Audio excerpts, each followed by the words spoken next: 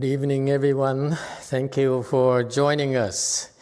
This is we're doing a Chanchi here, WMT, second night of Dharma talk, and on weeknights, that includes Fridays as well, right? We do Dharma talks, and we study Master Xuanhua's teachings. Am I correct?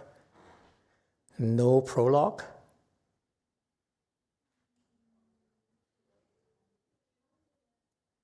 Friday night there is? Okay, well, we find out. Let's see. Yeah,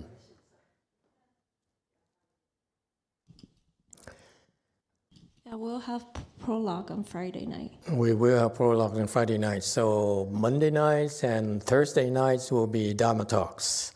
And we learn from Master Xuanhua, see how he teaches his disciples.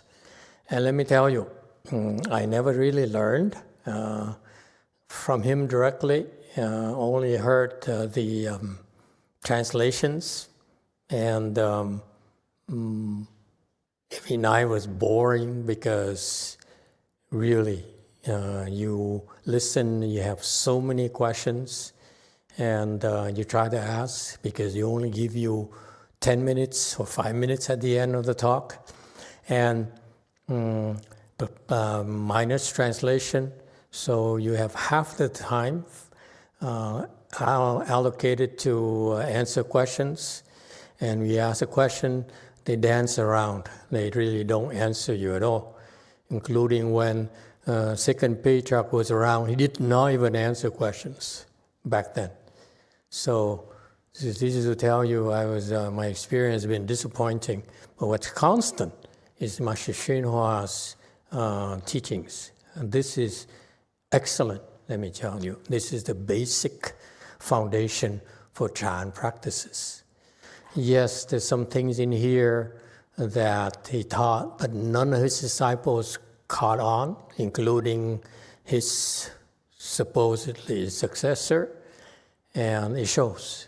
I'm not going to explain it to you. We're going to explain it to you only individually. When the need arises, what you need, when you become a teacher yourself, then you see why we do certain things. Why, when you come to me with problems, sometimes I answer it to you in certain ways, and I don't explain a whole lot, because that's on purpose. The reason being that I don't want to explain too much so that people can listen in and claim they understand everything, especially his disciples. As far as I'm concerned, they should stick to teaching kangaroos. This is the big league here, boys and girls. I want you to come and take it seriously, because what does it mean, taking it seriously? You have to follow the schedule, no excuses. When I say follow the schedule, look at the schedule, especially you left home people. You're too lax. If I say it says 3 in the morning, you get up at 2:30, and you do your personal hygiene. You come to the Buddha Hall and you walk to warm yourself up. And when it says 12 o'clock at night, at noon, when you start the afternoon session, you make sure you go there and stay there.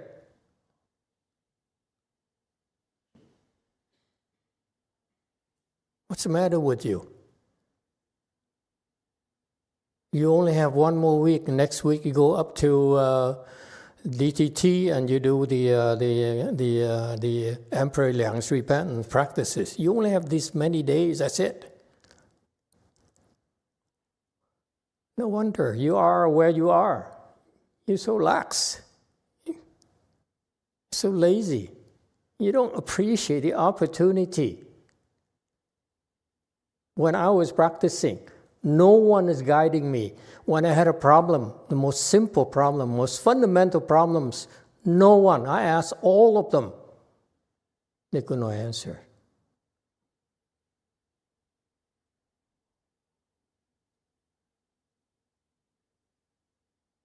And this is why we spend so much time giving you the chance to ask questions.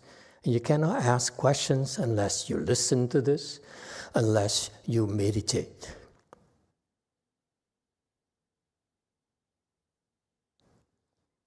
Of course, it's up to you. I'm not forcing you.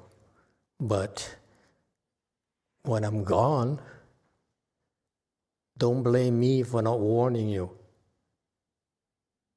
You missed out on the chance to ask questions.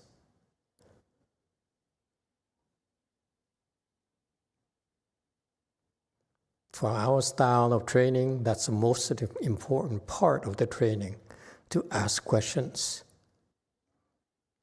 Because we really have nothing to teach you until you have a problem.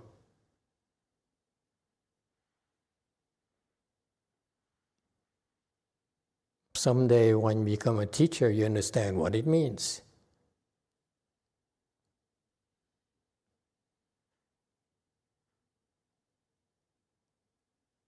But then, you're weak. What can I do? All right.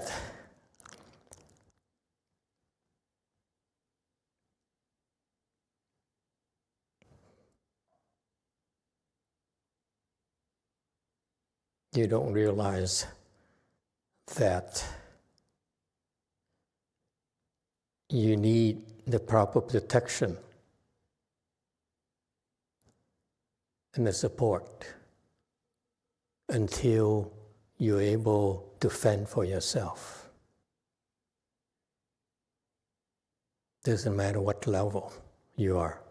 You need to get to the level that you can fend for yourself. You can't right now. So that's why you will struggle. That's why this is really a golden opportunity for you. This is for the super privileged, let me tell you, to be able to join this assembly and practice. So don't miss out on the opportunity. Just follow the schedule.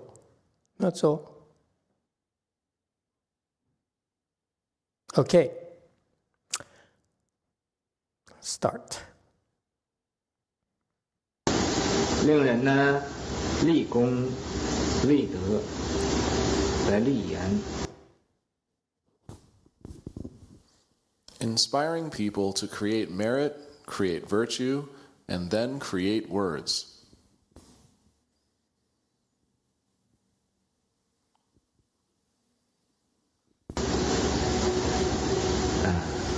在今天呢，也有很多的这个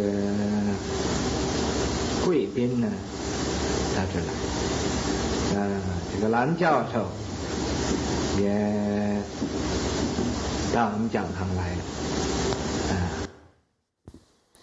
Today, there are also many distinguished guests that have come here. This Professor Lan has also arrived at our lecture hall.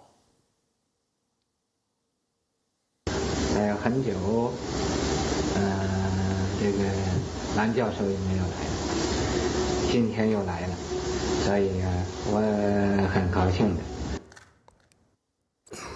This Professor Lan also hasn't come for a very long time.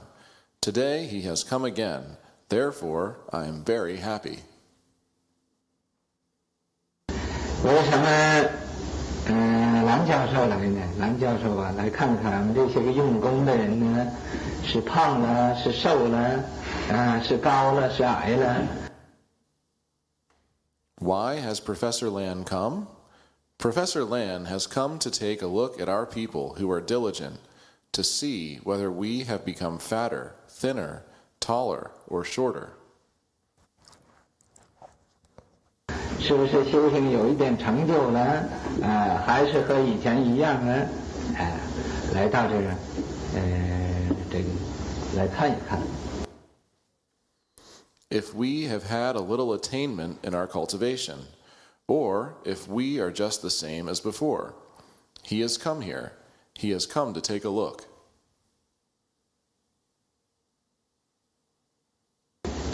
所以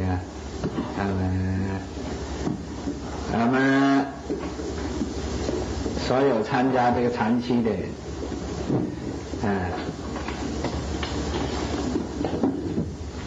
既然有这种情形，我们更应该要勇猛精进。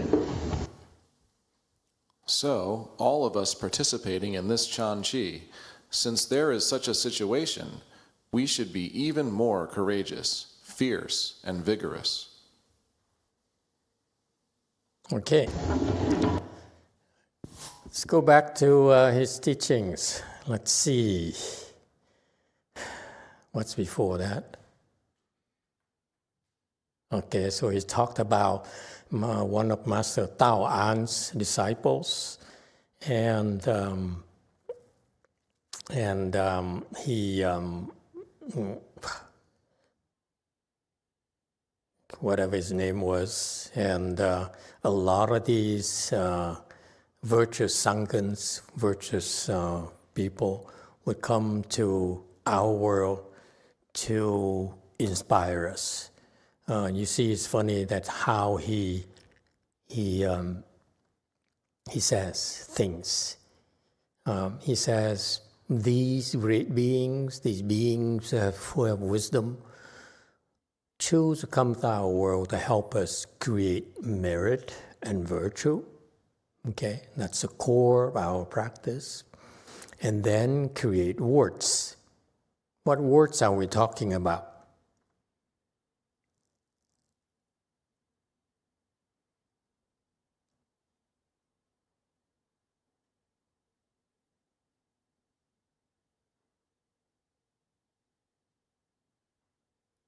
Anyone?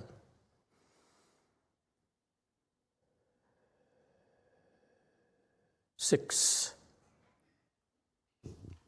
Master, is that Dharma? Dharma, okay. All right. Anyone else care to elaborate?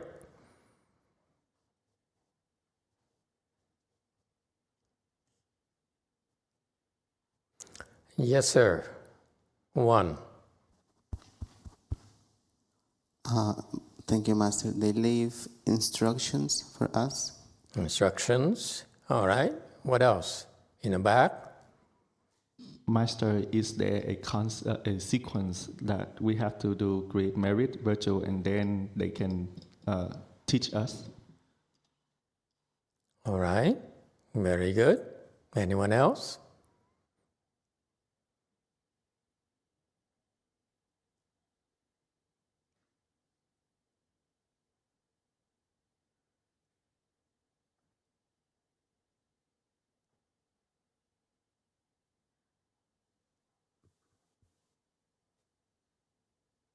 That's it? That's all your imagination? Yes, seven.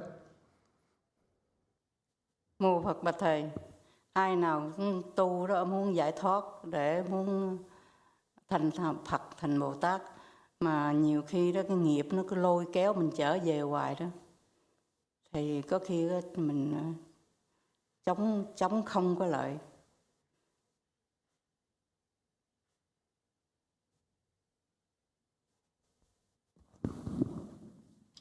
For Master, sometimes all of us, we all do wanted to cultivate to become a Buddha and attain liberation, but sometimes there's a lot of time that karma pull us back, and to the point that we cannot even defend ourselves. How do you feel?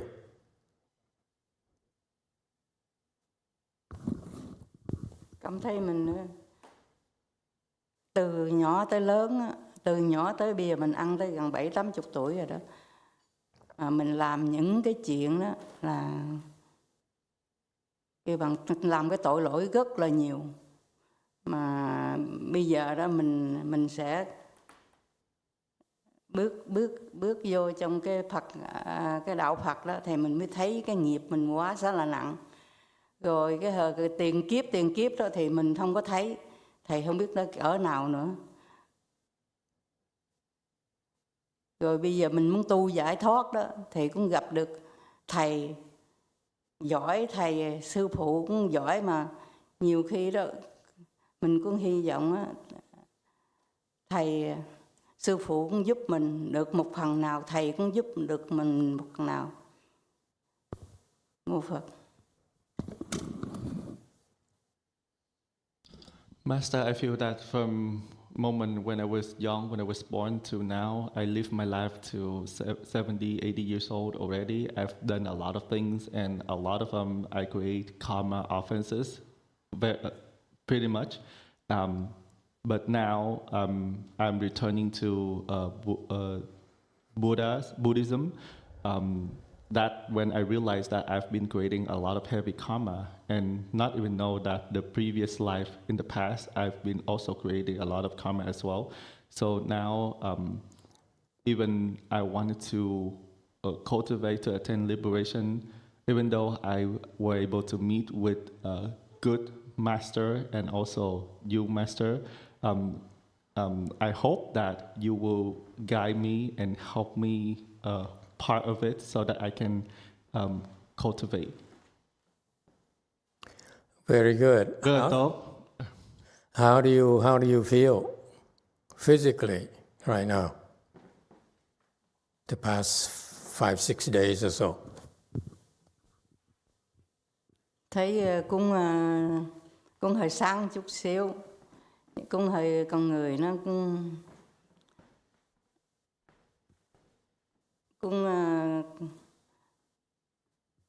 giống mà mấy năm nay vậy đó, nhờ con được làm được những cái bài vị đó là cũng giúp được cho con rất là nhiều.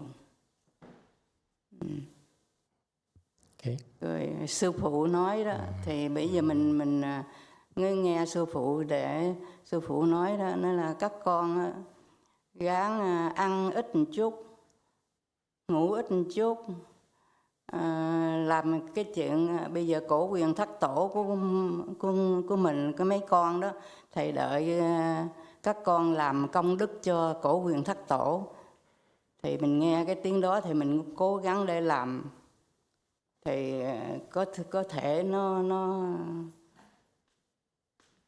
nó sẽ được sáng lại một chút.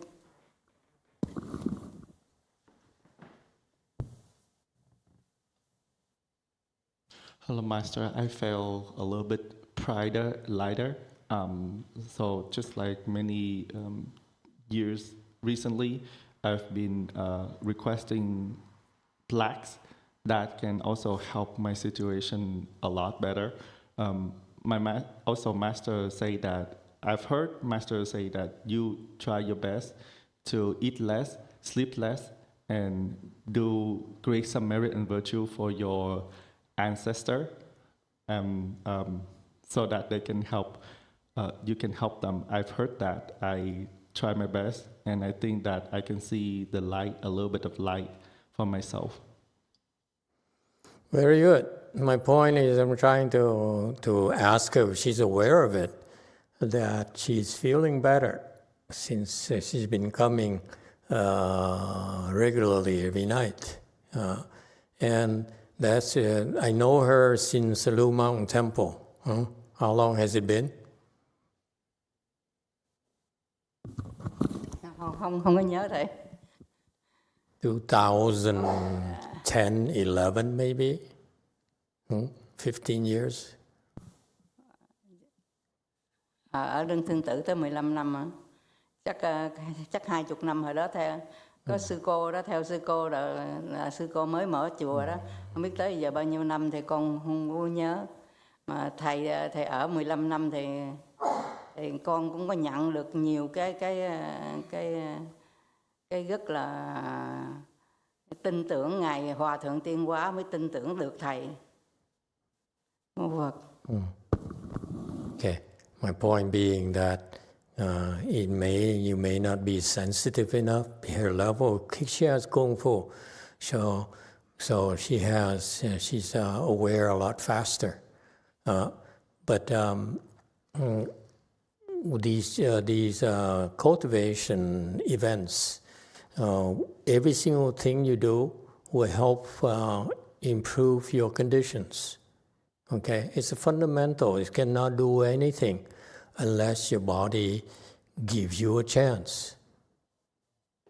Okay, and so invariably, if you participate in these qis, and these, especially the qis are much easier for you to see, because if you do it one day and the next day, and then naturally you see the accumulation effect. Whereas so it's a lot more visible for you. I'm trying to tell you that your participation, even in her case, and her health is not that great. I see her deteriorate for 5-6 years now, and she's keeps on giving me excuses. She says, I'm too old, I can't walk anymore, I'm too tired, I'm too lazy, and so forth. And of course, that's what she wishes. We'll never go against her wishes. But when you feel you need a boost in the arm, that's when I recommend you come to the temple. Okay, and these events here will rejuvenate you. Chan, give you a boost in the arm. When you practice it every day, you maintain your health. You go to these qis and these cultivation events, you actually are improving your health. The harder you work, the healthier you become. And that's a foundation. There's no way for you to do more unless your body allows you to. Okay? And so anyway, so what yes, 8. Making a vow. Making vow, yes, all those things. In general, okay, when you become gooder, that's how you create merit and virtues. Okay, and if you follow the Mahayana teachings and your good no advisor's teachings, you create more virtue than you were to try to figure out yourself. Okay, and in doing that, you are creating words. What are words? Words are things that are said by you, by other people, the things you read, things you hear, things you watch, because this is how Mahayana is spread, by words. People learn from listening. And so your actions, by creating merit and virtue, speak very loudly of what it's like to be gooder. Okay? And if you're at a more advanced level, and then you speak the Dharma, and you add to the Dharma. That's I challenge you, you monks and nuns, aspiring monks and nuns. I think we should raise the standards. Don't worry so much about being famous and building temples and so forth, and having disciples and having more money, which, well, it never hurts, in my humble opinion. But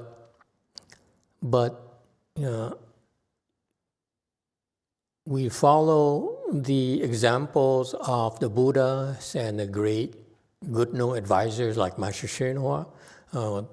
One of the most important things they did was to teach the Dharma. The Buddha spent 50 years speaking the Dharma, and masteryonghua spent 30 years speaking the Dharma here. Okay, either through how he lived his life, through his actually spoken words. All those are creating words. All right.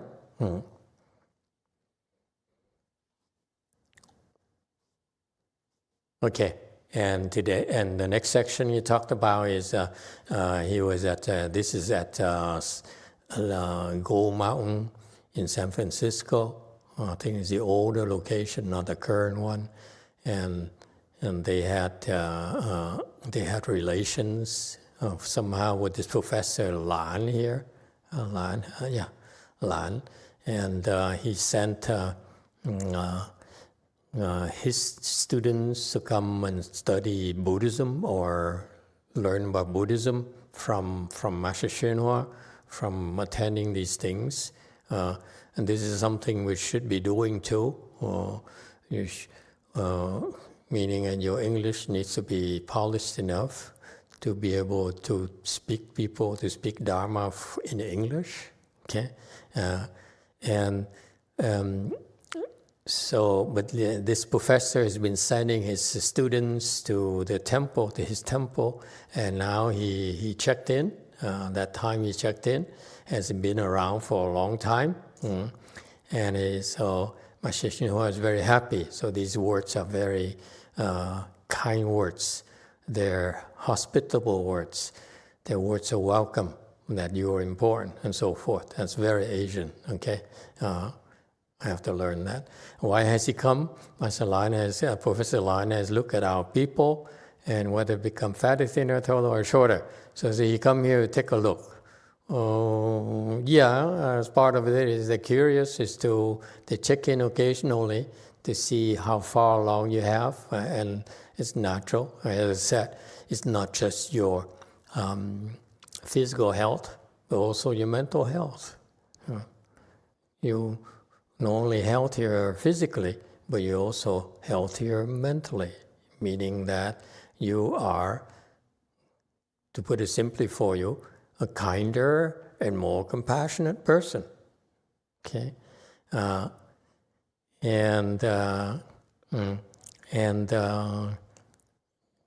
So that's why he came to take a look, according to Master Shenhua. And therefore, to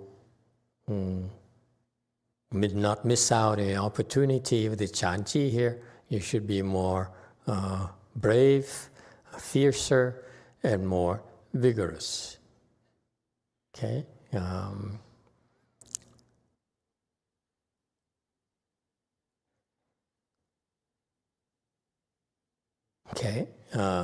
More vigorous. Don't worry about resting so much. Okay, this is not a regular time during your life when you're tired, you rest. You're vigorous because you follow the schedule in spite of all the distractions, and we're not going to judge you. This is, you don't have to worry about how people would think of you. This is a special time, and your peers, if you're afraid that they're going to approve of you or disapprove of you, don't worry about it. This is everyone for himself or herself, including when you go to lunch. Time to eat is, what is it? We end at 10:40, right? Takes you about 5 minutes, 10 minutes to go to the restroom and walk to the dining hall. So 10:50, you go and you pick up things and eat. You eat. And then you're done, okay? And you should try to eat less. It helps, trust me, with your Chan meditation. And you have plenty of chances to catch up after this, okay? And then if you try to eat a little bit less than before, then when you sit at 12 o'clock at noontime, you won't be as sleepy. Okay, and you like yourself better. I assure you, you feel lighter. Okay, so that's vigor.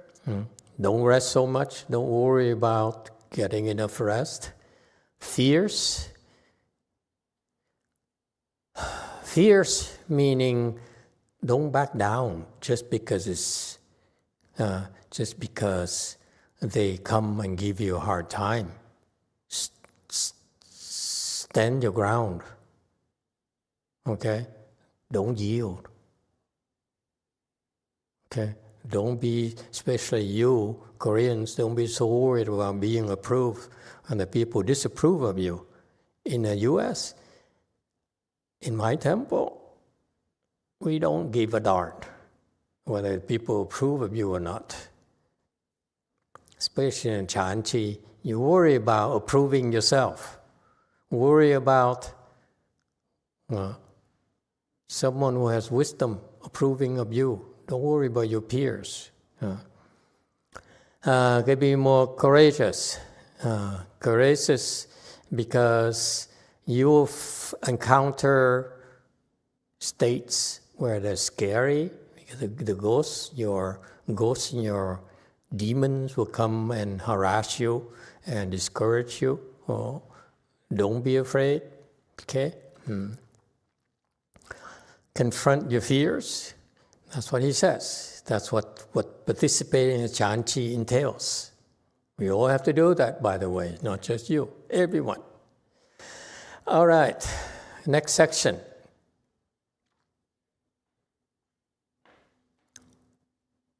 The reason I don't want you to worry about what others think is because they have no idea about what we're doing here and your personal struggles. Okay, and if you're advanced enough, if you have enough blessings, don't worry about what others think or what you believe is best for you.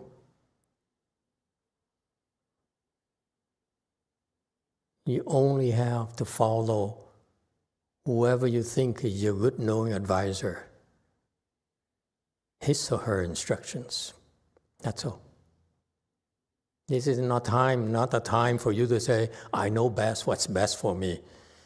If you know what's best for you, you shouldn't be coming here. You come here because you need help. Let's face it. You need help to provide a roof over you. You need help to give you food so that you don't have to worry about it. Okay? You need help because you're protected. You need help because you need to be told how to solve your problems, your obstructions, your difficulties through these Q&As. Okay, next section.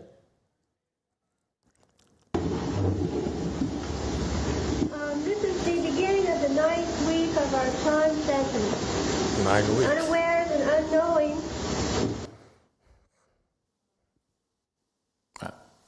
I understand what that one said. We've already sat through 8 weeks. 8 weeks have gone by.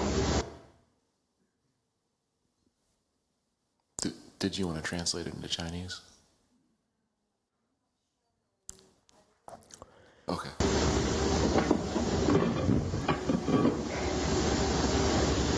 We want to take care in this Chan session that we not just have only the name Chan session. We have to really do the work. Work hard. People who haven't been working should imitate the people who are working. And the people who are working hard have to work even harder. We can't be lazy for even 1 second. Now, this Chan session is 14 weeks long, so we've already passed through more than half of it. Every day here, the people who work get up at 3 o'clock in the morning and work hard until midnight with no time to rest. We work all that time. And in this, such an intensive session, if people can't have success, well, there's no excuse for it. Now in the Buddhist lecture hall in the Sino-American Buddhist Association, everyone is very busy. The people who have left home are busy. The people who are at home are busy too. There are people who do nothing but sit in meditation and work at that day and night. And there are people who walk the Bodhisattva way and work at our new building.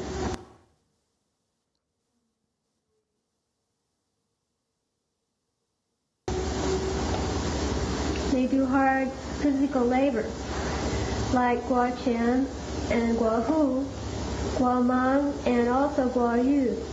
They work very hard over there. They do very bitter work, very hard work.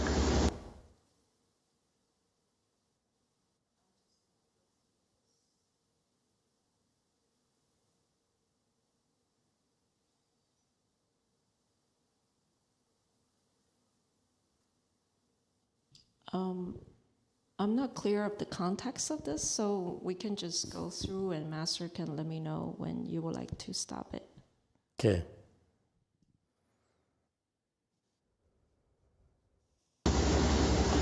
But the opportunity for them to do that is extremely rare, something you could only meet up with in 100,000, 10,000 kalpas, a chance to practice the Bodhisattva way in this way, and a chance to establish merit and establish virtue and establish words. Today there are also, here at this lecture, there are many guests, many honorable, distinguished guests, and among them is Professor Lancaster, whom we haven't seen for a long time, but he came today. Hasn't been here in a long time. And he came today to check us out. He came to see if we were fat or thin, to see if maybe in all our hard work if we'd had success or not. So, because of this, all of us here who are participating should be even more vigorous and go forward.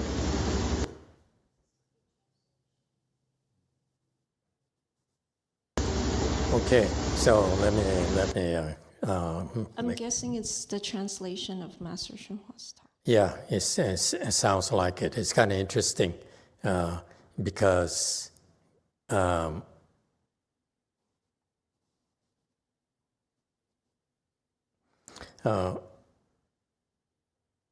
because somehow it got in here, and it helped me realize how difficult it was for Master Shenhua to try to teach Americans when he couldn't speak English. Had to depend on these translators.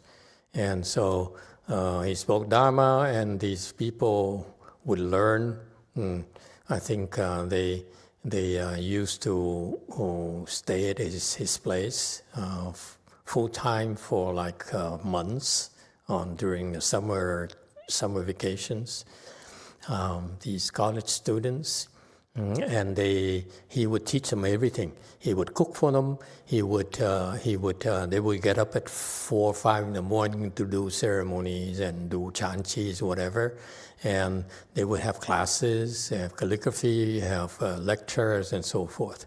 But this particular case here, they're doing a cheese, and so he trained these people.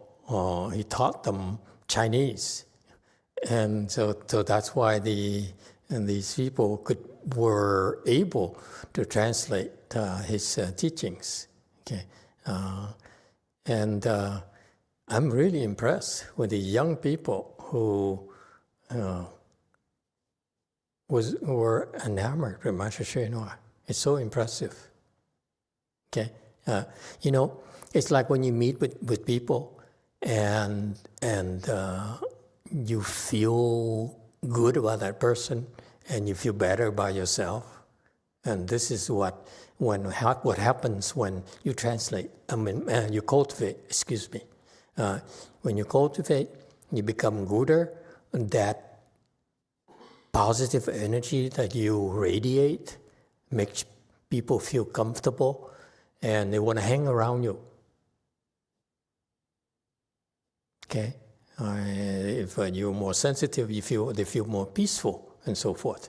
Okay, and so this is a 9th week of the Chan session. They used to do 14 sessions for 14 weeks, and they told people you have to work harder. Okay, and this is what the chanty is about. You push yourself a little bit more, a little bit more, a little bit more. That's the spirit.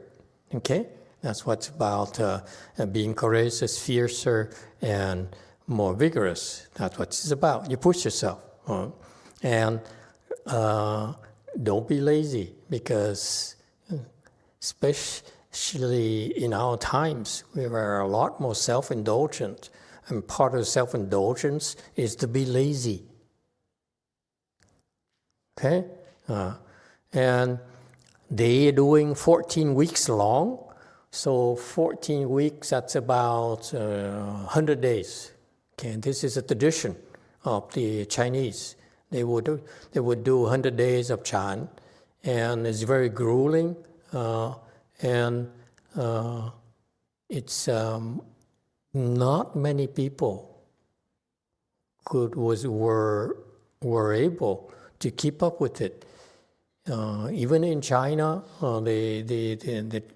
back then, it's very difficult to find people who can do 14 weeks in a row. Nowadays in the U.S., it's virtually impossible. And so actually his disciples, a few people did 14 weeks long. Okay, only a handful of people were able to do that in their history.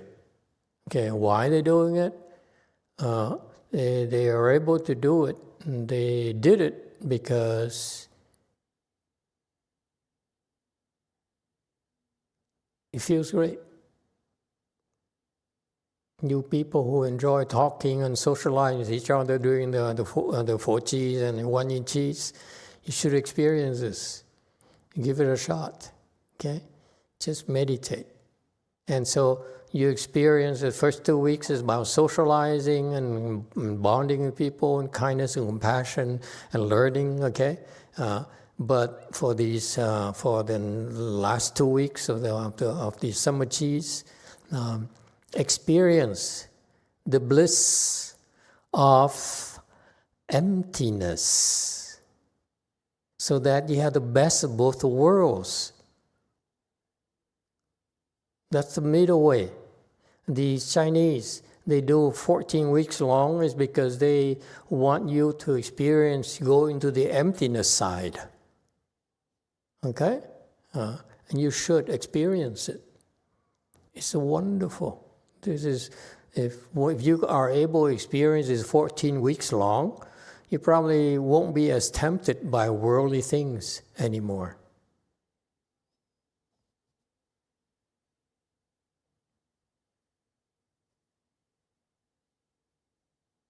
Okay?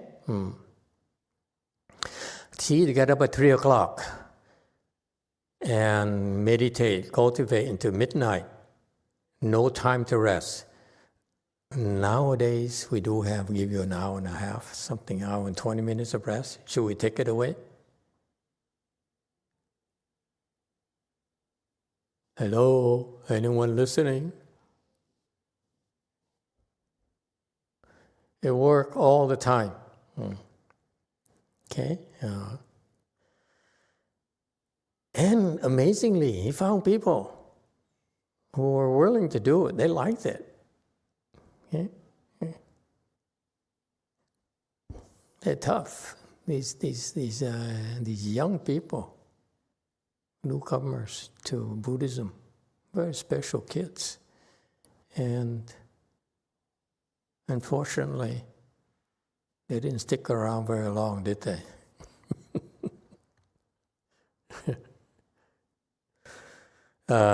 Intensive session, people can't access, no excuse for it. Okay, and this is low-level people. I'm not worried about what he says, what he tells them. Now, from busy people are at home busy too, people doing meditation all day and night, people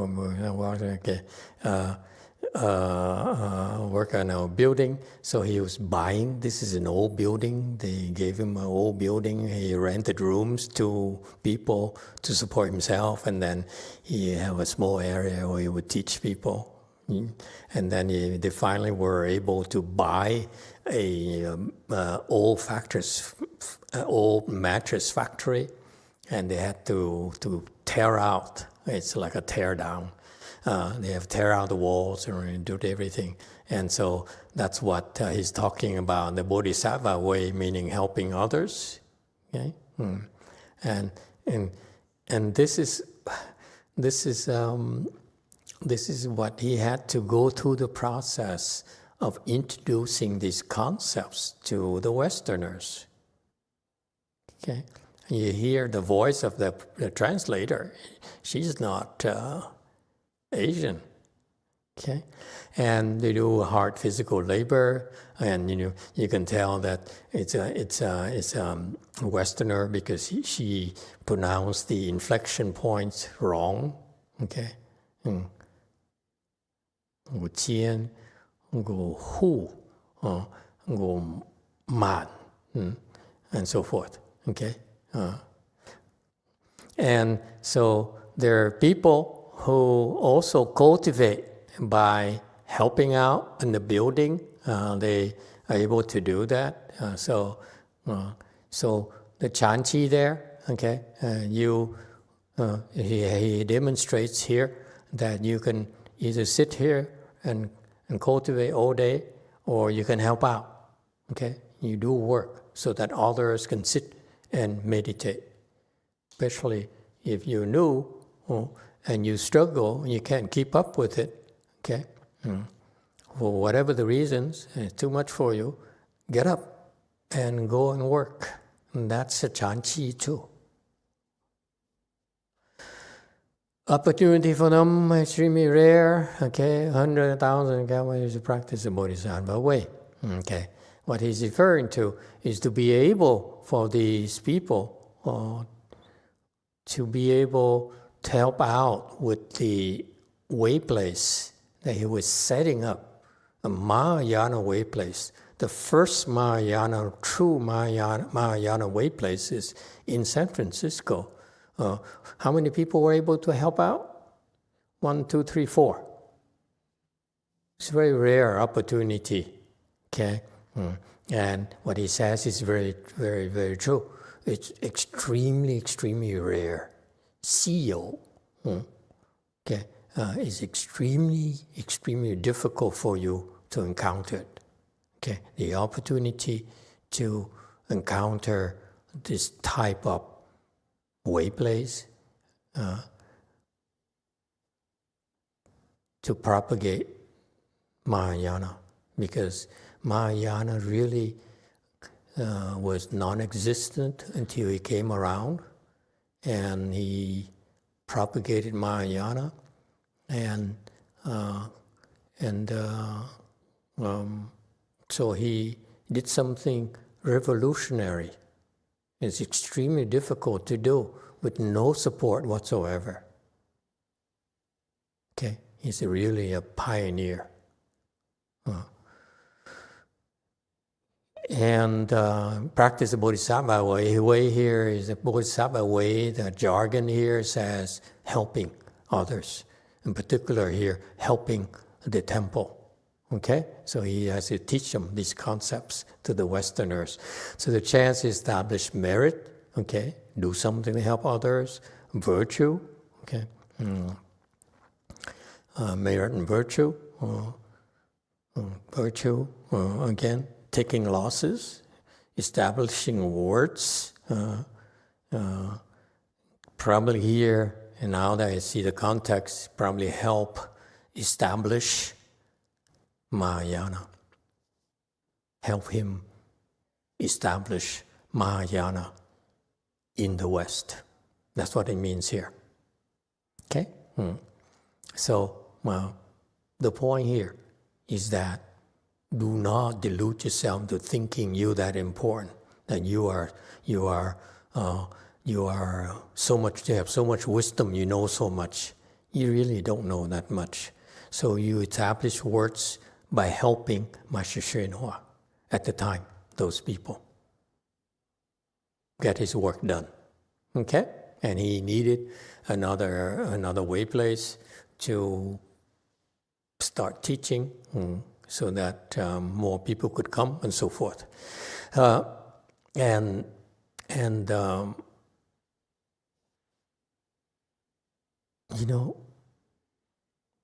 At the time he's very poor, and for those people who also were not that well off, to take the time off, take vacation, or not get paid. For some of them are like contractors or whatever. To sacrifice that to help him save having to pay for, let's say, drywalls, electrical work, and so forth. Okay, may not be that much. in absolute terms, but it's gigantic in terms of the multiplier, and because you're helping Master Xuanhua, they were helping Master Xuanhua when he needed it.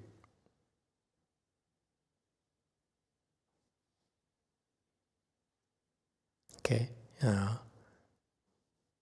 and later people would come and give him a check for $100,000, $2 million. And that's what the Chinese do, or Asian people do with him once he's been established. I think that kind of money was not as impactful as the little bit of money that these 4 people were able to help him save. Okay? And so in Buddhism, you never worry about it in terms of absolute numbers, but it's in your heart. They saw this old monk and who's a good person and who needs help, who needed help, so they helped. So that's a very rare opportunity. Okay. There are many guests, honorable distinguished guests, and very polite, Professor Lancaster, and so forth and so forth and so forth. Okay, next section.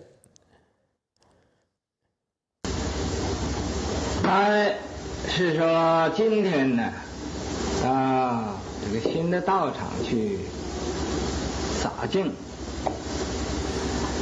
那么在昨天已经开始洒净。It is said that today they want to purify the new way place. The purification already started yesterday. And we have a note on the purification ritual, meaning spraying fragrant water to purify things. It refers to the dharma of using hand gestures and dharanis to bless fragrant water and spray the water to clean up the way place and offerings. Nowadays, it refers to the ceremony of using purified water to spray over the way place to establish the boundary and purify before the dharma assemblies of ordaining, Buddha name-chanting retreat, and repentance.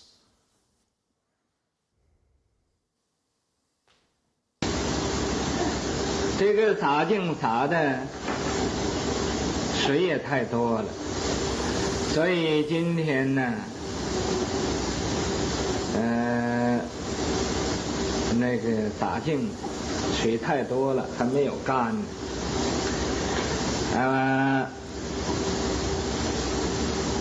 咱们就在这儿把这个时间呢消磨了它。等一等。Too much water was sprayed during the purification. Today, there's too much purification water. It hasn't dried up yet. So let's spend time here and wait a bit for it to dry. 有人欢喜去到那边去的呢，也可以。不过那边太邋遢。If anyone prefers to go over there, that's also okay. However, it's very messy over there.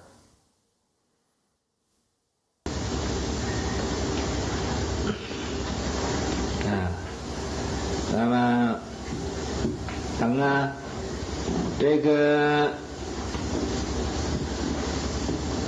用这个机器洒净，洒完了，咱们再用这个佛法来洒净。这是双关齐下。So we'll wait for the machine to finish the purification. Then we will use the Buddha Dharma to do the purification. This is a two-pronged approach.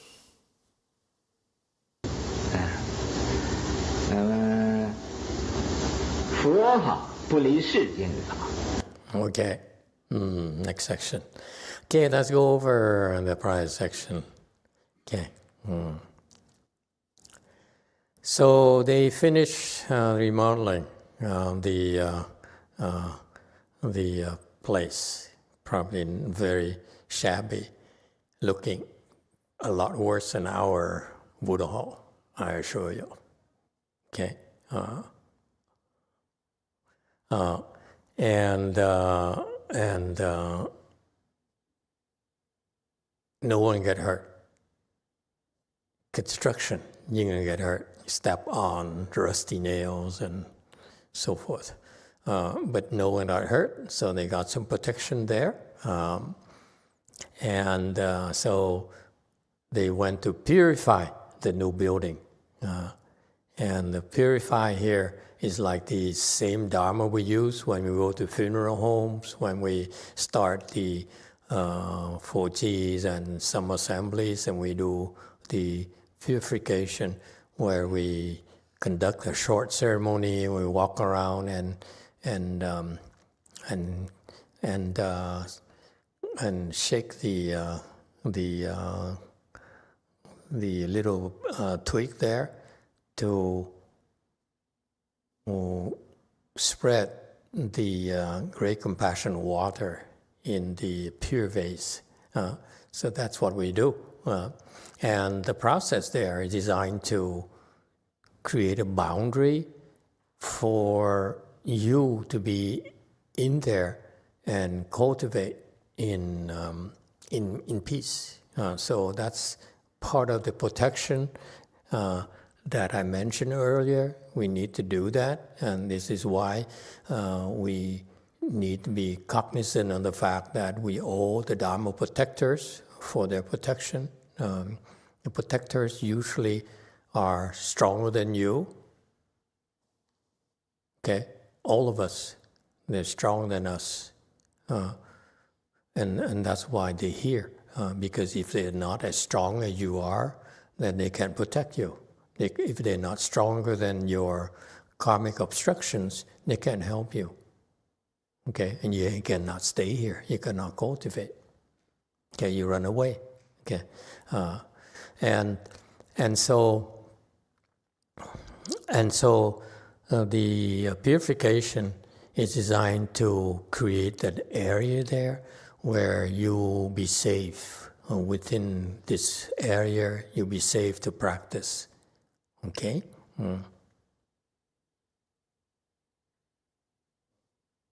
And which reminds me of what I learned in precept school in Taiwan. It's a different process where when you establish a way place, you actually don't do it purification. I think this is where the Dharma is different. Master Shu's Dharma from China. I learned the Dharma from Taiwan, where they actually picked it up from the Vinaya. Okay, and when they said this is how it's done, has always been done this way. When you go establish a way place, you need to you set up boundaries. Okay, where in that process you need about 4 monks, not nuns, has to be monks. Okay, and this is where the monks have a thing that important, because it is said in Buddhism, any temple that has 4 monks, again, not nuns like you, okay, that's where the Buddha Dharma resides, is available. Because in order to create boundaries for a temple, you need 4 monks to go through that process. Okay, where there's a Dharma, and they walk around, they do things to establish a boundary. So we bring in the Dharma protectors, the 8-fold division protectors will come in, and they will protect the way place. Okay, and that's a different process from the Sa Jing here that he transmit to my generation. Okay, now, so what's the difference? Difference is that the other one is permanent. Okay, whereas when you do the set of boundaries for a way place, is permanent. Okay, whereas this purification here is only temporary, only for the duration of the event. So it's a Chanchi, and then it's only for the Chanchi, Fochi, and so forth. So that's what his disciples are doing. Typically, before they do a Fochi like this, they would, if it starts on Saturday morning or Sunday morning, then they would do the purification Friday night, okay, the night before. And so within this area here, anyone can come in and cultivate. You don't behave, you don't follow the rules, you'll be thrown out. Okay? So that's what this is about. And this is a reminder, again, that's a Dharma there where the Buddha taught his Sangha how to set up way places properly. Okay? And so the Taiwanese, where I went to learn, they still do it. According to the Vinaya, they use these texts from the Tripitaka. So they study those texts and then they copy it and then they transmit to each other.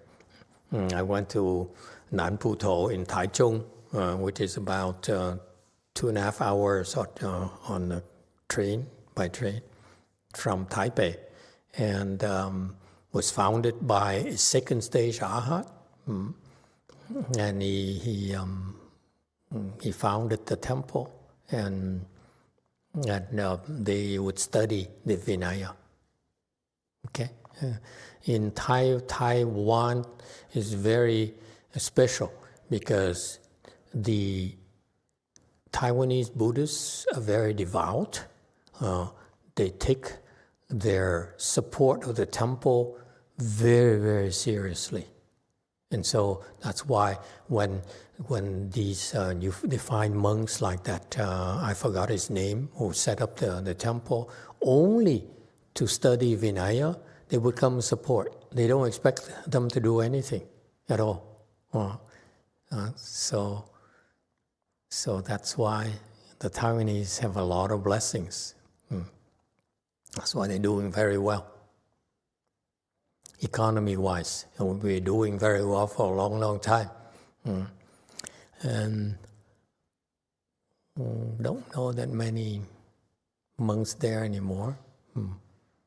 But they also used to have enlightened monks in Taiwan. And extremely helpful. All right. Yes, 8. Thank you, Master. So my takeaway is that the purification ritual is to make the way, place, or location amenable to the Dharma protectors to patrol and make it safe for the cultivators. Yes. And that's what people who meditate or recite the Buddha's name don't realize. You need that proper protection. Otherwise, you are less likely to make progress. Because they don't simply, it's very subtle when they want to cause problems for you. It's not always to make you run away, but sometimes it's to make you afflicted. Okay, and you being an afflicted person sticking around causes more problems for others if they don't know how to help everyone. Okay? And so that's some aspects of cultivation there. It's a very complicated thing because when you cultivate, you're dealing with invisible forces, in particular in forces who are a lot stronger than you. And therefore, you need some help.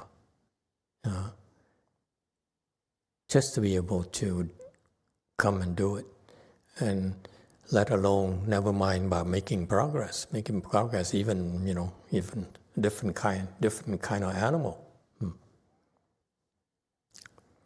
All right. It's a lot more involved than you think. It's not as simple as you find a place and you open and you put on a sign that says, this is a temple. It's a lot more going on than that. Okay. And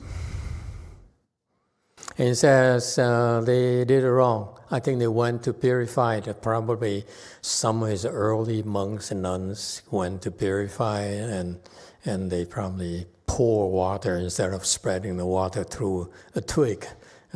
So it's too wet, hasn't dried up yet, so he has to wait. I don't want to go there.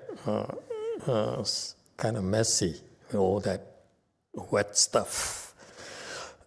And so they need to probably let it dry, and then they I guess he'll take care of it. Okay, next section. Any questions? Okay, just going back in time to see what they had to do to get Mahayana and Chan started. Okay, continue please. 用这个机器来先洒净呢，然后再借着佛法来洒净，这是世法、出世法都有了。First, use the machine for purification, and then use the Buddha Dharma for purification. This is to say, worldly Dharma and transcendental Dharma both exist.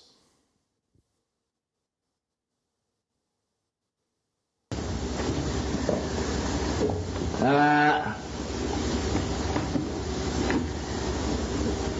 佛法在世间，不离世间脚。离世逆菩提，入囚兔角。" The Buddha Dharma is here in the world. Enlightenment is not apart from the world. To search for Bodhi apart from the world is like looking for a hare with horns.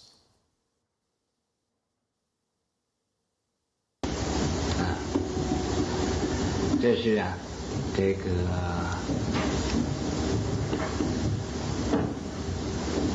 六祖大师说的。咱们现在这个洒净也是这样，凡不离圣，圣不离凡。This is what the great master, the sixth patriarch, said. Now, our purification is just like this. The worldly is not apart from the sagely, and the sagely is not apart from the worldly. 观音菩萨用甘露水来给我们洒净，咱们现在这个阿罗汉就先用这个恒河里头的这个水，来先洒一遍。Guanyin Bodhisattva uses sweet dew to purify for us. This Arhat will first use the water from the Ganges River to first purify once. 那么昨天我看见那几个人在那洒净洒的，把自己的身上呢变成不干净，结果洒完净都要去拜了。So yesterday, I saw those several people over there doing the purification. While sprinkling, they themselves became dirty. As a result, after finishing purification, they all had to take a bath. Okay, that's it. Next section, thank you.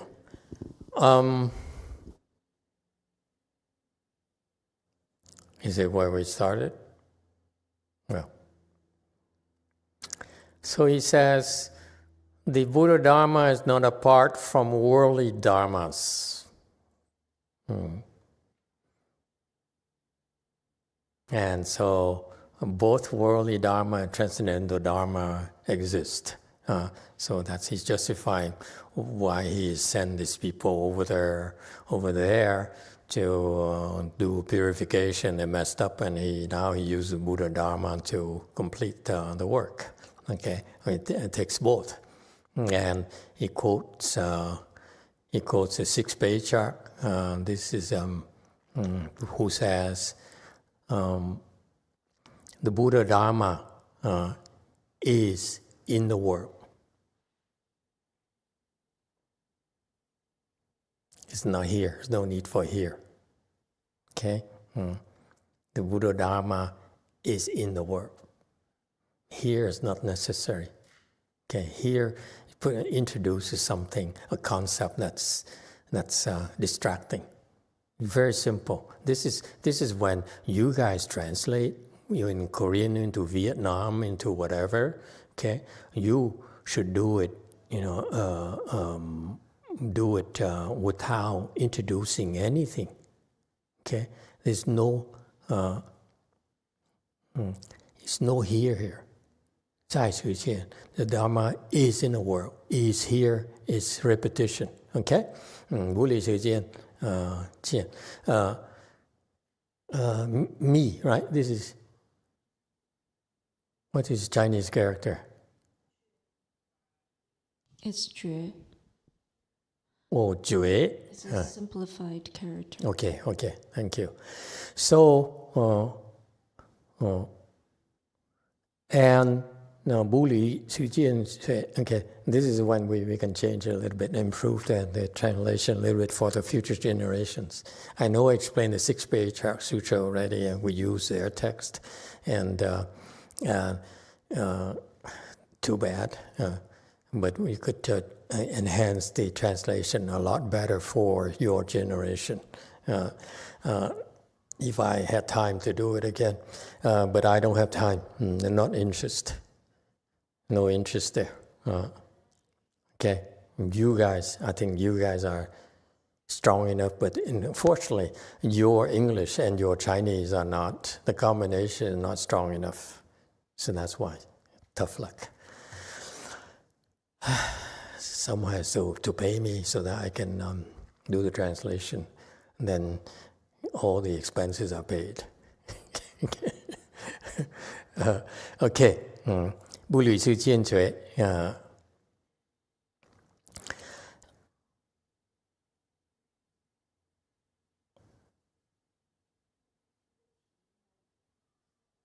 I guess it's not bad. Enlightenment is not apart from the world. Okay, that's fine. To search for Bodhi apart from the world is like looking for a hare with a horn. Okay.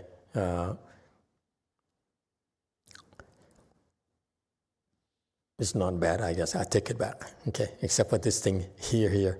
Yeah, the here there. It's not necessary. It's pretty good. Overall, it's pretty good. Okay. Now, so what he's referring to, and he explains it. He says that this is a quote from the sixth patriarch. Okay, and now to come to think of it, I don't know who the sixth patriarch was talking to and what kind of environment. Okay, but anyway, he says the worldly is not apart from the sagely is not apart from the worldly. Okay, that's what the purification is about. I don't think they know what he's talking about. Okay, I don't know what he's trying to tell them there. Okay, how does it go from purification to enlightenment or to sagely? Anyway, so he has his reasons, I guess. And then another section I don't understand. He says, when you use sweet dew to purify for us, okay, so that we use a dharma there when we do the purification. But now this arhat will first use the water against the river to purify once. I have no idea what he's talking about. Okay, he's certainly no arhat. Okay, and his dharma, you don't need the Ganges River to do it. Okay, actually, in his dharma, he doesn't even need the water to purify it. All right. So many dharmas you can do to set up the boundaries. All right. So I don't know what he's referring to. And he saw several people over there doing purification, and probably some left-home people, disciples he had already, and they are first time they did it, so they didn't do it right. It got dirty, and they had to take a bath. Okay. Okay, so that's what it is. Okay, let's go back to Master Shenhua. Why does it go from enlightenment is not apart from the world, and search for Bodhi apart from the world? Look, if I hear with horns. Again, I don't know what he's talking about, who he's addressing. So he's teaching some of the disciples there, and looking at his teaching here, the level is not that very good.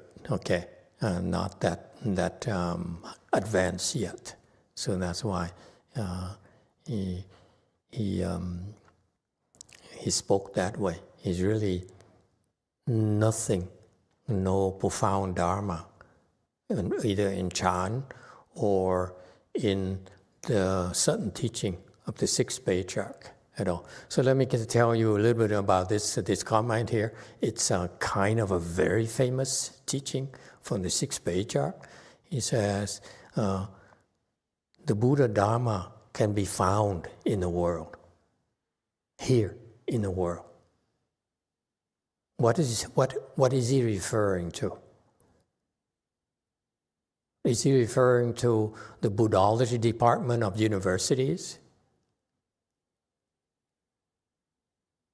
Okay, this is the sixth patriarch teaching. So many of his disciples who were able to be there for the sixth patriarch to say something to them. Okay, those people are extraordinary. I'm talking about not bodhisattva, I'm talking about mahasattvas. Okay, and so he says, and high-level bodhisattvas, not all mahasattvas. But the Buddha Dharma is in the world. He says here that the sixth patriarch is saying that now, if you're at the level where you are enlightened, that you have some wisdom, then you don't need to run away from the world in order to cultivate. It's right here. It's right at the gelato shop, at the pizza shop, at your barber shop. That's where LeBron James hangs out, you know. In a baseball park. Okay, you don't need to run away because you really have wisdom. You look at it and you say, that's what it's about. This is a level of a Mahasattva, the Buddha Dharmas in the world. So he's teaching, he's addressing those people. The sixth patriarch had a lot of Mahasattvas in his assembly.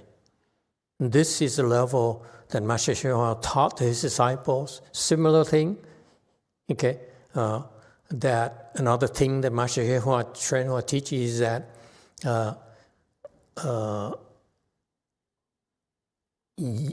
that the Chinese like to teach as well is, I see the Dharma everywhere I look.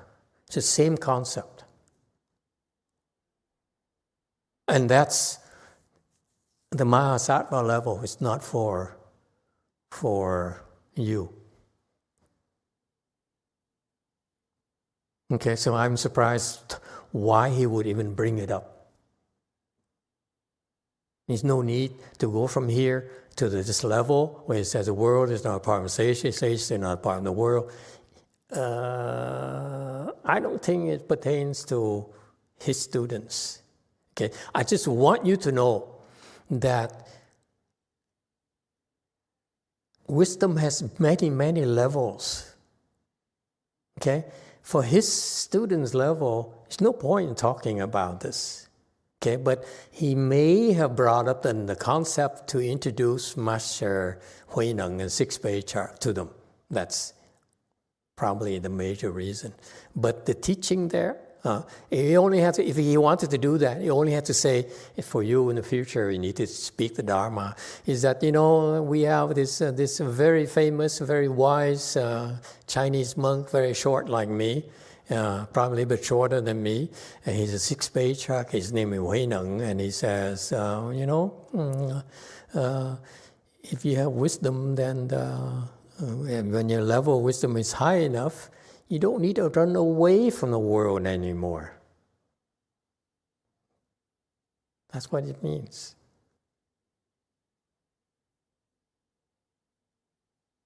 I'm addressing his disciples.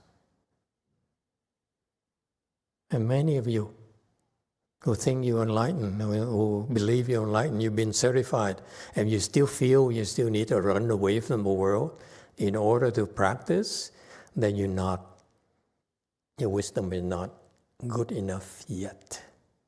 Go seek a good knowing advisor.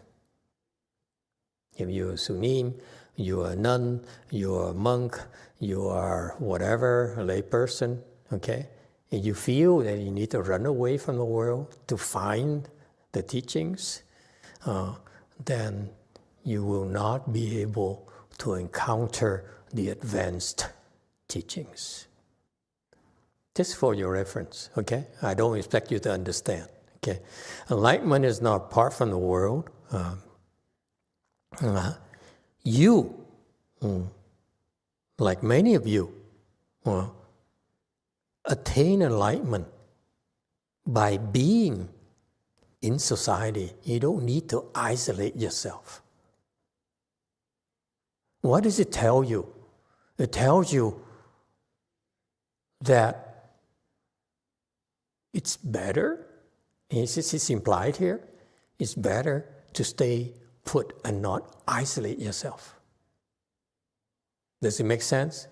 Not to run away from it, because that's what happens to the Chinese and to the Vietnamese and the Sri Lankans and to the Thai people and to the non-Buddhist practitioners. They said, I'm better than you, so I'm going to isolate myself because you create too much noise and you disrupt my practice.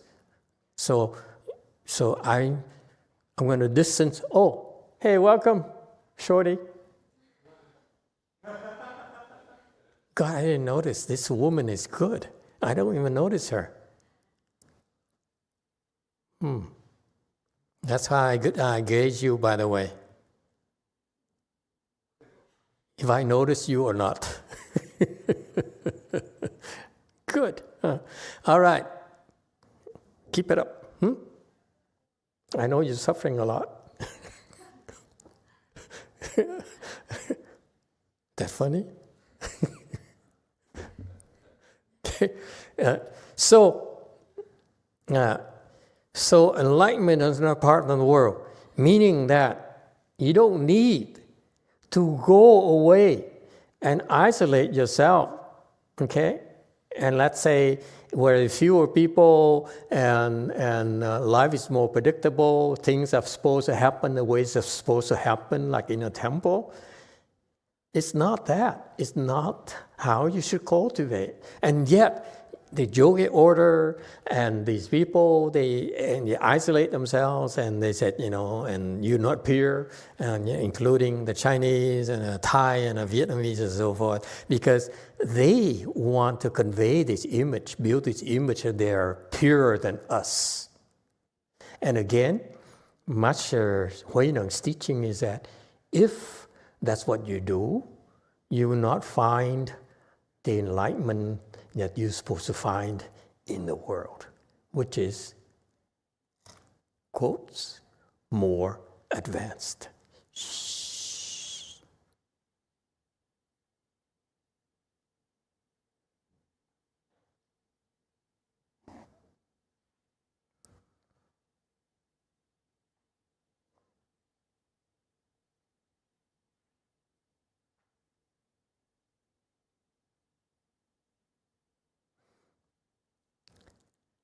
And that's what I want to emphasize. And the next part is for low-level people.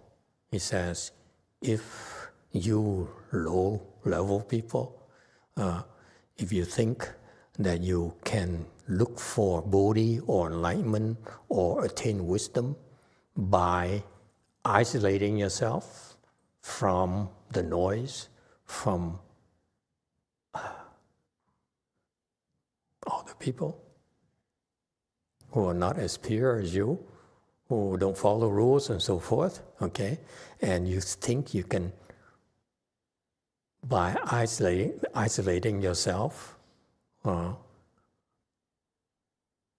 that's this section here, apart from the world, meaning that distance yourself from the noise, from the commotion, from the afflictions, from the temptations, and so forth, okay? In order to seek wisdom, okay, it's like looking for something that you cannot find. It's very, very profound. And this is where the Hinayana cannot understand. They can't.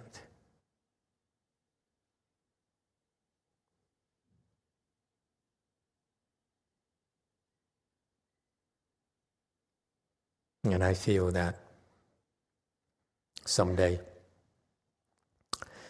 maybe we have to bring this understanding to Japan. I begin to appreciate Japanese culture.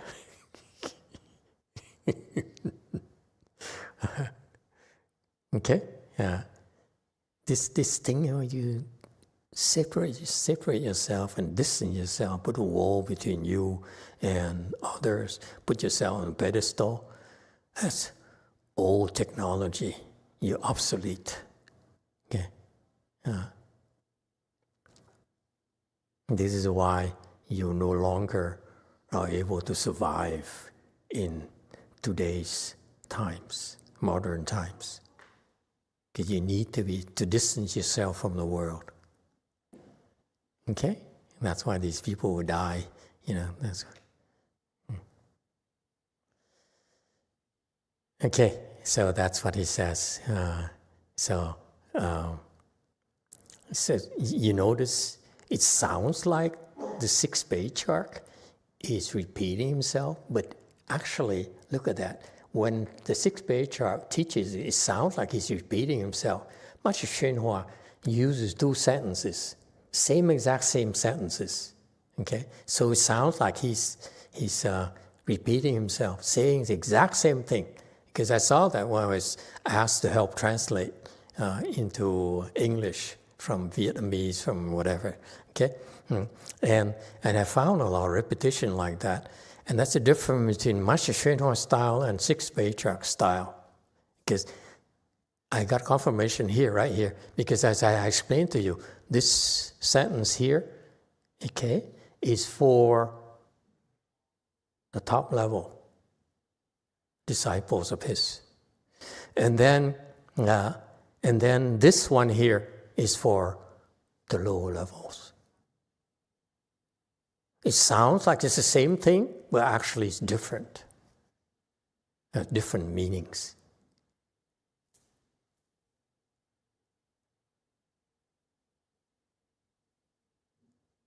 This I know you don't know or you don't understand quite, you can't quite get it.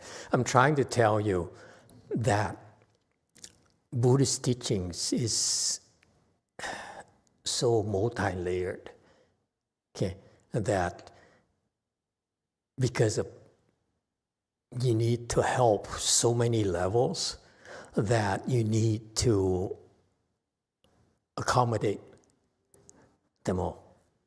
And what's amazing to me is how Master Huineng did it with 2 sentences. 3 sentences. One is for everyone. The first one is for everyone, okay? And the second one is for the advanced one. Third one is for the lower level. And it's not available in Hinayana teachings.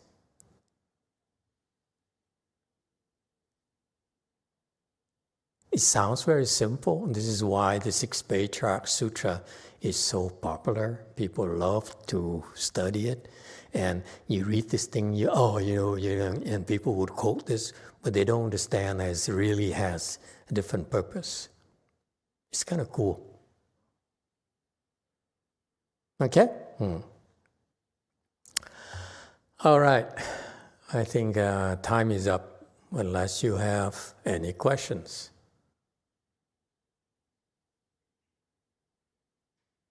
Tonight is very few questions, huh? Thank you. 1. Hi, Master. For the quote from 6th page chart, like how we can apply at the low-level cultivator, is it that how we should not avoid conflict in daily life? Not run away from stressful situation? Good question. You Western educated people, you always ask tough questions.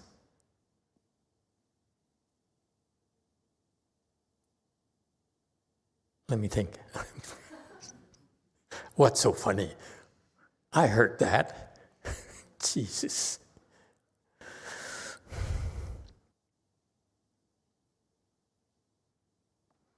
My point here, I'm glad you pointed it out, because sometimes I cannot go very far on purpose. This is for everyone, Buddha Dharma in the world, okay? We're not abandoning you.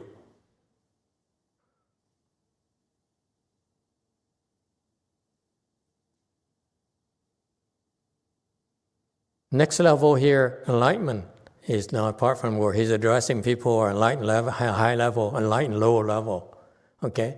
How does it apply to us? How can we use this information? I just alluded to it already. If you find people who isolate themselves, distance themselves, put themselves on a pedestal, okay, that separate from you, okay, then what level do you think they are?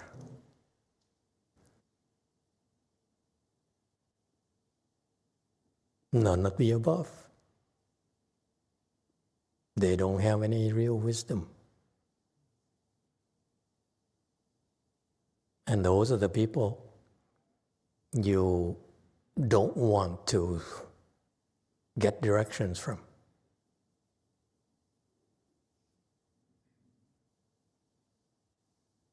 Does it help?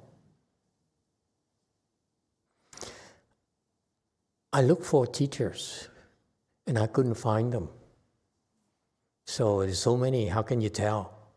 What I learned is that I learned who not to follow by elimination.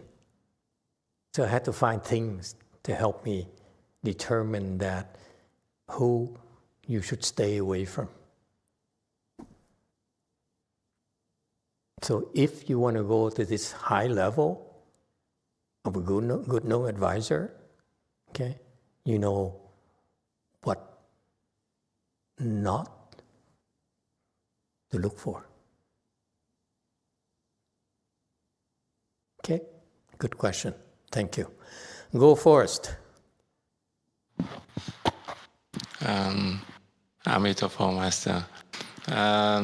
I heard that Master Shinhua mentioned that those construction workers, the 4 Go disciples who helped renovated the new way place, that they will get tremendously blessing, and then is they doing the Bodhisattva's work.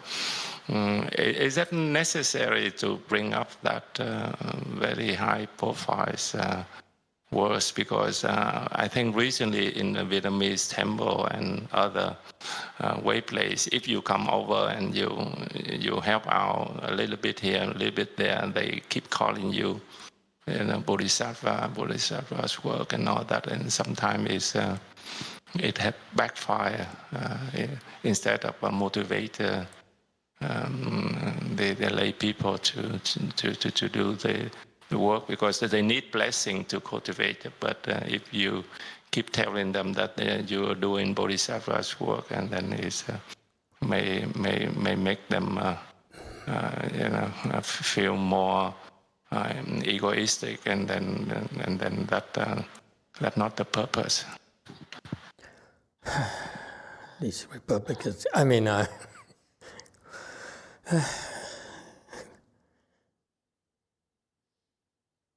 It's happening everywhere, not just Vietnamese temples. It's Taiwanese temples. I'm sure Chinese temples and so forth. All sorts of temples, because there's a lot of competition right now in our field. Everyone can rent a house and then put on a sign, say, "Hi, now you can come to my temple." Okay, so it's very, very, very competitive, and people get confused. There's a lot of competition for Buddhist disciples, especially here in California. So many temples, because the monks and nuns love to come to California. Okay, what they don't realize, by the way, folks, okay, is that if you go to lesser-known states, they treat you much better. The Buddhist disciples, they give you cars, they give you money to go to school, okay, and to go get a degree and so forth. Here in California, we just have the opposite case, where all the monks and nuns are chasing after disciples, because the disciples are saying, the monks and nuns, they don't like each other, they don't get along, so when they have a chance, they would get a house and open a temple, one sangha per temple, okay, and that's what they do. So everyone is chasing after Buddhist disciples, especially in the Vietnam temple and so forth. And so there's a problem there. And so even in Taiwan, I notice a lot of these monks and nuns who cannot teach people how to cultivate, who have no samadhi power at all, they have to do this in order to survive. Okay? Now, and so it's common practice. It's okay, it's no need to criticize them. We all need to find a way to survive. Okay? And you may disagree with them, but I feel that in our world, if you have a Buddha statue, Buddha image for people to come and bow and make offerings to, you deserve to open a temple, as far as I'm concerned. Because you're giving living beings a chance to plant blessings with Buddhism, which will benefit them greatly, a lot more than you can ever imagine.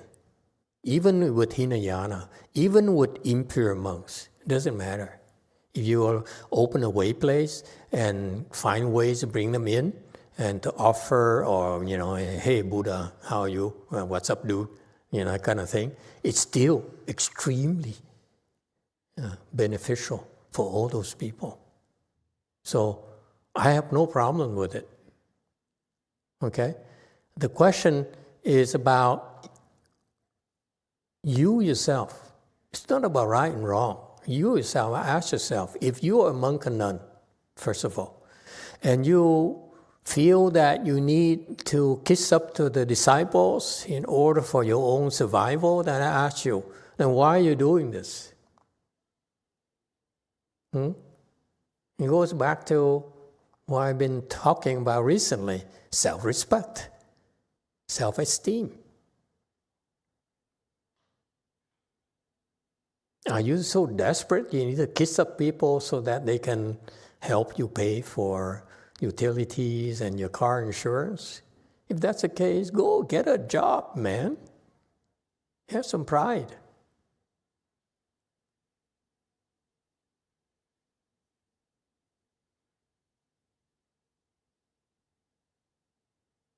I remember some Vietnamese monks, my Vietnamese master, they came here from Vietnam as a monk, and they couldn't speak English. This is when this is a long time ago, my generation, 25 years ago, 30 years ago, and they came from Vietnam because they were able to get out of Vietnam and on a boat, and they made it. Okay, they survived the boat ride, and they got here. They couldn't speak English, had no education, and the Vietnamese temples, they don't get any support. Everyone has to take care of their rent, take care of their clothes, take care of their daily needs, transportation, insurance, you name it. Okay, so everyone is struggling. And the Vietnamese disciples say, what did you do for me to make you an offering to you? Okay, and it's very tough. So what I remember these monks at my master's temples, they have a seniority in the Vietnamese Sangha. And yet, you know what they did? I'm very impressed with these people.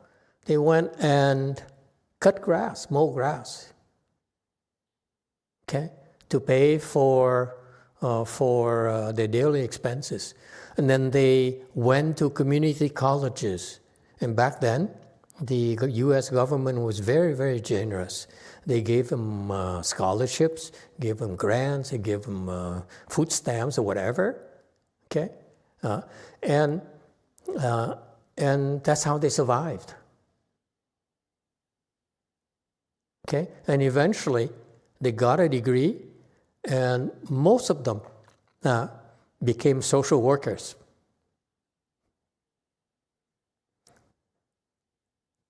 So they could support themselves. So many of the Vietnamese monks that I know would go to work as a social worker, buy a nice car, and pay for the mortgage of the house that they bought for the temple. And then on the weekends or something, they speak Dharma for them. Okay, and so my point is that I have tremendous respect for those people. They're doing it wrong, but I still have deep respect for them. They really believe in what they do, and they have the pride to say, hey man, I'm not going to beg you because I'm a monk. You don't have to support me. I will take care of myself. That I respect. And that's what I'm talking about. There's no need for you in your station in life and your stature to have to beg for people to support you. Okay? And that's why I love my master's Dharma, in that we need to provide for you, we need to protect you, we need to help you until you're able to take care of yourself. And that's what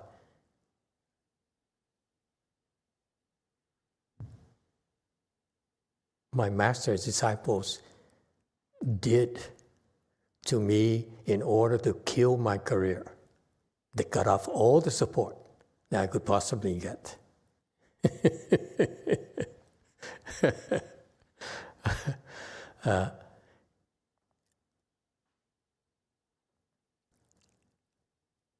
My master came to our country to set up such a system to help people cultivate. And that's what I'm very grateful for, because after that, after all the suffering and the difficulties, I finally understood that I lucked out because I was shut out from the system my master created, but I was lucky enough to have a bodhisattva support me so that I could do my practice. And that's why I understand the importance of supporting your cultivation so that you cannot be corrupted. Because let me tell you, it's so easy to get corrupted because you need to pay for your toothpaste, okay? Your toothbrushes. It's very tough. It's not that easy, folks. Okay? So don't be so hard on these people. They're trying. That's all I ask of you.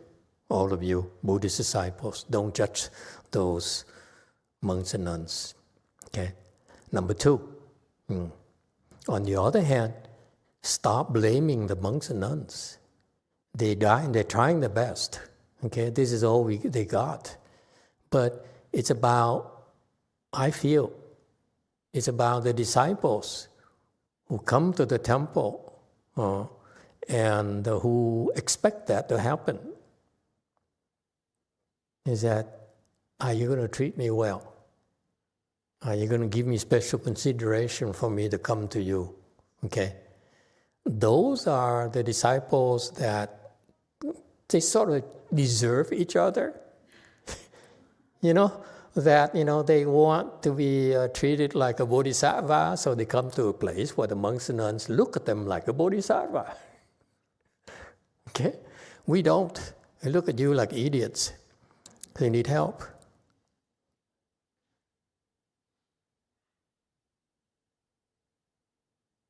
Okay?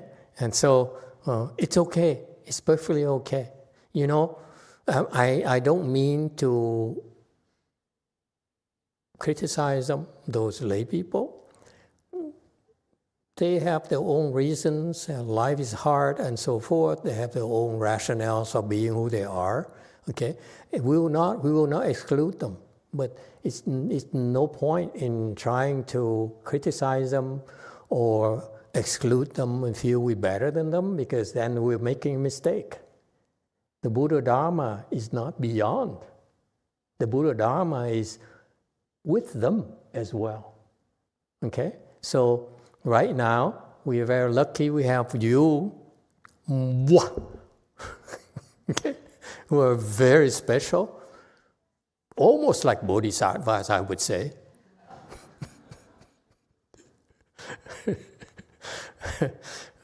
So we don't have this kind of pressure. But in future, the flip side of it is that I don't want you to reject these people either, say you don't deserve to come to our temple. No, we open the doors to everyone and let them pick and choose. It's very important for them to come. This is why we do silly things like spend money on New Year's Day to do lion dance and so forth. For me, when I was practicing from my Chinese master style, I said, that's kind of impure, Why do we use agitation and noise and, dum, dum, dum, dum, dum, dum, dum, and the kids are, screaming and, it's so uncool. But I did bow to pressure, I admit, because the temple's empty most of the time. But we will have such events because I love it when I see those family coming to DTT and coming to WMT and go forth and do the lion dance, and the children, the eyes lit up and they enjoy themselves. Hey man, that's the Buddha Dharma right there. Can you see? Okay? Yeah, thank you for bringing up that point, but it's don't worry about it. That's all we got. Okay? We have to embrace them. That's my attitude. Yeah, if they, I feel sorry. I went to this temple in San Jose and I see the head nun there and her partner and her colleague standing there and making egg rolls and cooking. And I see them and say, that's why you are second stage Arhat. Because it's hard, man. You guys don't know. When you have no skills, you don't speak English. Huh? And how are you going to pay for your mortgage? So you sell food.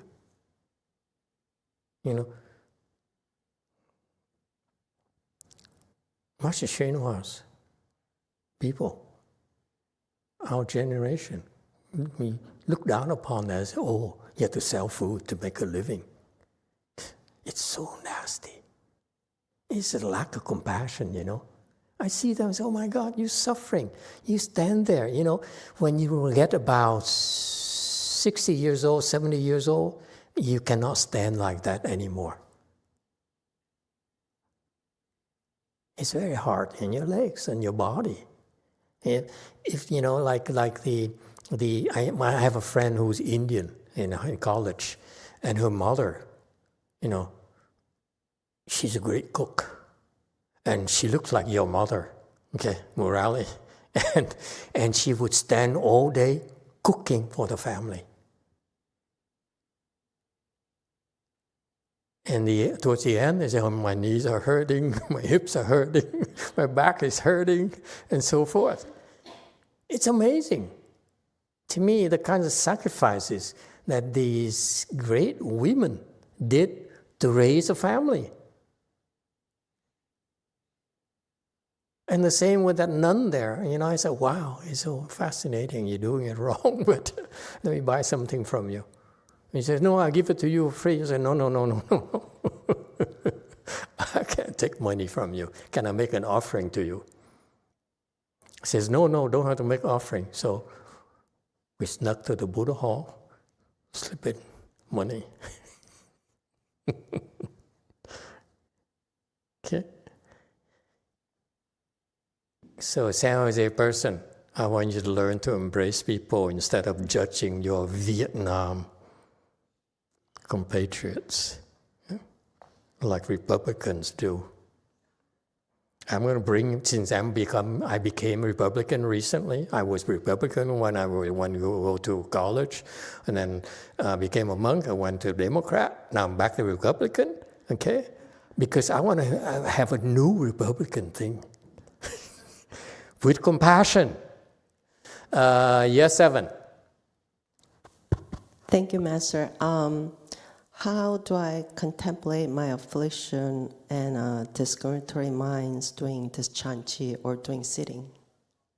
Very simple.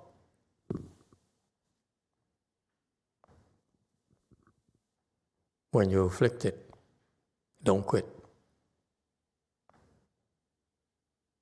Follow the schedule. Just sit. When you have the urge to get out and run away and go beat the floor or whatever, I don't care. So stay there and endure it. And when it ding, then you unbuckle, go to the bathroom, scream, whatever, and you come back and then do it again, and do it again, and do it again. That's it. And someday you understand. And you rise above your affliction. Okay? Stop blaming others. Okay? If you're afflicted, it's your fault. No one else's.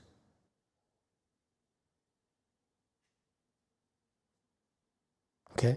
Whether it's guilt, I feel guilty that I'm not spending time with my beloved husband and children and so forth. Screw that. It's an affliction. Or he drives me up the wall. It's not his fault. You're the one who is afflicted. It's your fault. That's all. And this is an opportunity for you to just sit there and sit there and sit there, and you don't have to do anything until it dies. That's it. No rhyme or reason. Just endure it until you no longer are afflicted. That's when you have wisdom.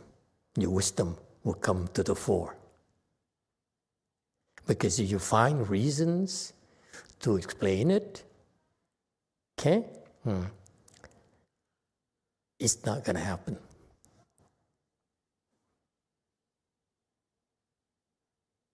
You have to endure it. And cross your legs. And cross your legs. If it keeps on coming back, listen. You're like this for many, many lifetimes. It's not going to go away that quickly. But unless you change your approach on how to cope with it, you will not get out of it. All right? And you do it long enough, then you might deserve some help. You don't do it long enough, good luck to you. That's 3.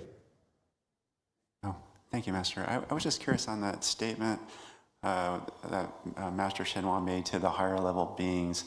Does the Dharma talk ever address the needs of the Dharma protectors that are at the talk?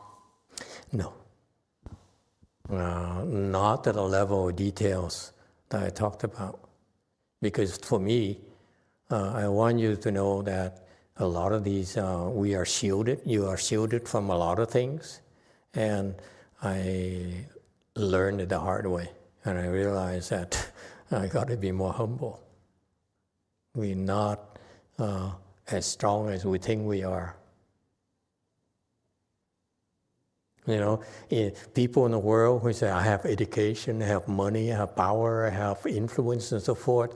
My parents can take care of me and so forth. It doesn't mean anything when you cross your legs. You only have yourself. Okay? And unless you're helpless, unless you don't realize that process there, unless you receive help, which I found help, luckily for me, and someone has to be better than you before they can help you, that's how I escaped. And my peers, they have the luxury of having Master Shenhua's protection. That's why they never learned.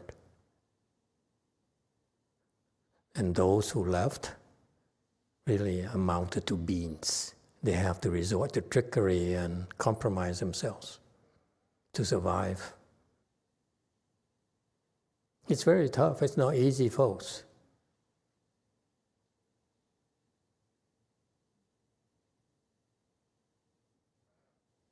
That's why, unless we make sacrifices and do these things, you will not be able to develop your wisdom. And that's why Buddhism dies slowly from generation to generation.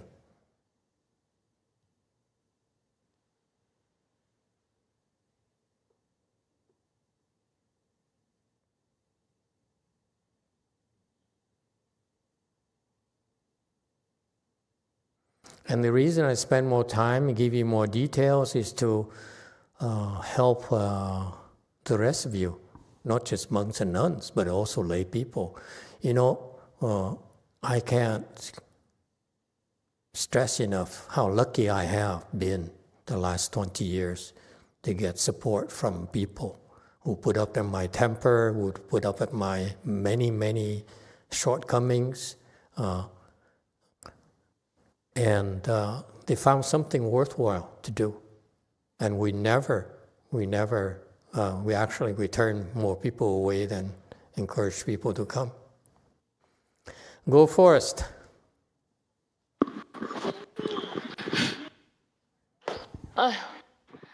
마스터께서 Never mind. 예전에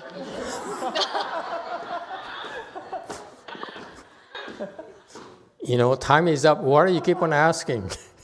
Can you wait till tomorrow? 죄송합니다. I'm so sorry, Master.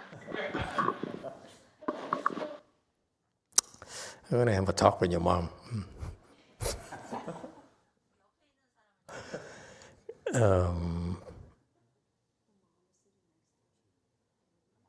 Okay, enough talk. Go back to work. Thank you, everyone.